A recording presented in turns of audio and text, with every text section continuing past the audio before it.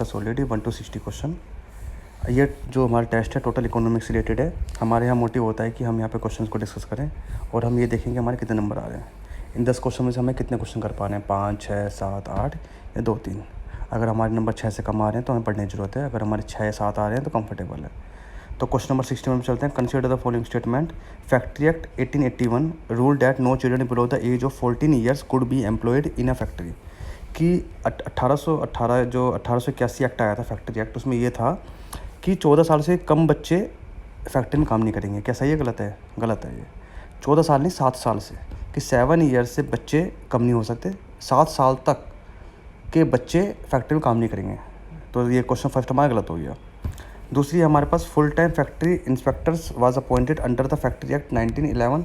ये आपको पता होना चाहिए, ये सही है हमारे पास। सेकंड है हमारे पास Whitley commission on the labour was set up in 1929 to inquiry into the existent condition of the labour in industry undertaking and plantation in India. ये सही है।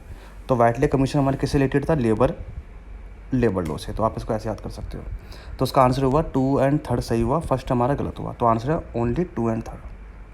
ठीक है, तो ऑप्शन हुआ डी। क्वेश्चन नंबर 62 पे चलते हैं। Saharanpur rules of the 1855 is related which of the subject. तो उसका आंसर है सी, माहवारी सिस्टम। सिंपल है ये, बहुत कोई दिक्कत वाली नहीं है। माहवारी सिस्टम जो था हमारा, उसकी वजह से। चलिए, तो ऑप्शन सी हो गया। क्वेश्चन नंबर 63 पे चलते हैं। Consider the following statement. First 5 year plan is largely based on the Mahalanobis model. बताओ सही है गलत है? ये गलत है। जो फर्स्ट हमारा प्लान था, हमारा फाइनेंशियल प्लान था हमारा, फर्स्ट 5 ईयर प्लान, पहली बात तो वो सारा कंसंट्रेशन था हमारा एग्रीकल्चर पे। और पहली बार हमारा ऐसा हुआ था फर्स्ट टाइम पे, जो हमारा टारगेट था वो टारगेट से ज़्यादा अचीव हो गया था। ठीक है, ये जो हमारा मॉडल बेस्ड था वो था हैरोल्ड डोमन मॉडल पे, ना कि हमारा मैनोलोबिस मॉडल के ऊपर। तो फर्स्ट हमारा गलत हो गया। जो सेकंड हमारा पार्ट है, ये लिखा है the second 5 year plan was largely based on the Harold donor model. ये गलत है। ये था हमारा मैनोलोबिस मॉडल। देखो, सेकंड जो हमारा पार्ट था, इसमें जवाहरलाल नेहरू का रोल था। उन्होंने कहा था कि हैवी इंडस्ट्रियलाइजेशन होना चाहिए, तो उस मॉडल को हम कहते हैं मैनोलोबिस मॉडल। तो बेसिकली 1 और 2 उल्टे लिखे हुए हैं। तो फर्स्ट एंड सेकंड दोनों गलत है, नाइदर 1 एंड नॉर 2। तो आंसर इसका डी। क्वेश्चन नंबर 64 पे चलते हैं। Consider the following statement. 20 point programme was launch during the 5 year plan, fifth 5 year plan. ये सही है। NABARD was stabilize for the development of rural area on the recommendation of Shri वनन committee. ये सही है। नाबार्ड के फुल फॉर्म याद कर लो, the national bank for agriculture and rural development. छोटे मोटे पेपर में आ जाता है ये। तो फर्स्ट एंड सेकंड दोनों सही है आंसर। तो उसका आंसर है सी। क्वेश्चन नंबर 65 पे चलते हैं। The bureau of energy efficiency start labelling in is applied to which of the following appliances. तो कह रहा है कि BEE के जो लेवल किन किन पे है? फ्लोरेसेंट लैम्प पे है, LPG स्टोव्स पे ये भी है, डिस्ट्रीब्यूशन ट्रांसफार्मर इस पे भी है, और एग्रीकल्चर पंप सेट इस पे भी है। तो 1, 2, 3, 4 चारों आंसर है इसके।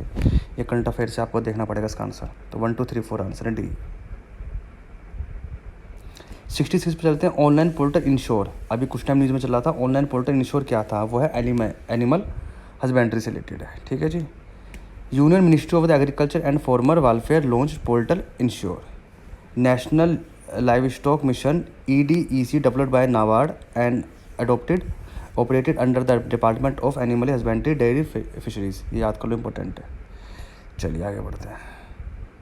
क्वेश्चन नंबर 67 चलते हैं। Consider the following statement regarding the IES क्या होता है? Institute of eminence and scheme. जो सबसे अच्छे इंस्टीट्यूट हमारे बनाए गए थे, उसके बारे में बात चल रही है कि भाई ये 5-6 इंस्टीट्यूट है, इनमें सबसे अच्छा पढ़ाई होती है, ये होती है, वो होती है। तो फर्स्ट हमारे पास है it was rolled out by the NITI Aayog. जब आपने पढ़ा होगा तो नीति आयोग का नाम थोड़ी ना था, उसमें था UGC। It is rolled by the UGC, note NITI Aayog. पहली बात तो फर्स्ट तो गलत हो गया। सेकंड है it aim to projected Indian institute to global recognization. बिल्कुल सिंपल सी बात है, कोई पढ़ के बता देगा, सही लाइन है ये, कि हमारा मोटिव क्या है कि इसको ग्लोबल रिकॉग्नाइजेशन देना।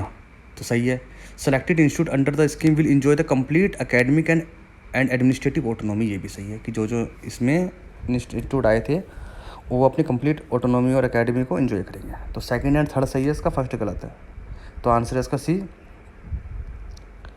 क्वेश्चन नंबर चलते 68 पे। Consider the statement regarding the national defence fund. National defence fund के बारे में आपको कई बार बता चुका हूँ मैं आपको कि नेशनल डिफेंस फंड के हेड कौन होता है? PM होता है। ये मैंने आपको पहले बताया था।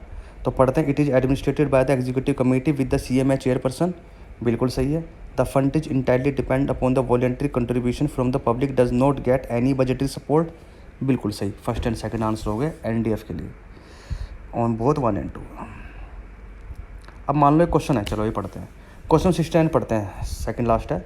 Consider the following statement regarding the transformation on aspiration district. तो कुछ ऐसे क्वेश्चन आया तो उसमें एक लाइन तो ऐसी होगी, एक पार्ट जो आपको समझ में आ जाएगा, एक पार्ट ऐसा होगा जो आपके एनालिसिस पे डिपेंड होगा, और एक होगा जो आपकी नॉलेज पे डिपेंड होगा। जैसे पढ़ते हैं, it aim to the quick and effectively transform some of the Indian most under developed district. तो ये समझ में आ रहा है कि बिल्कुल कॉमन बात है कि भाई जब ट्रांसफॉर्मेशन ऑफ एस्पिरेशन डिस्ट्रिक्ट के बारे में बात चल रही है तो उसका मतलब है कि हमारे पास कुछ ऐसे डिस्ट्रिक्ट होंगे जो अनडेवलप्ड होंगे, उनको डेवलपमेंट करने का उद्देश्य होगा ना हमारा। तो फर्स्ट तो हमें समझ में आ गया।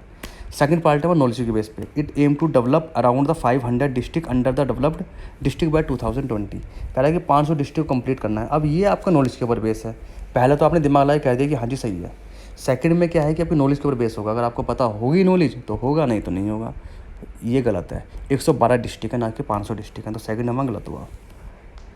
Officers at the level of the joint secretary additional secretary has been appointed to become the central programme officer of the each district. ये सही है, तो फर्स्ट एंड थर्ड सही हुए, सेकंड गलत हुआ इसका आंसर, इसका सी।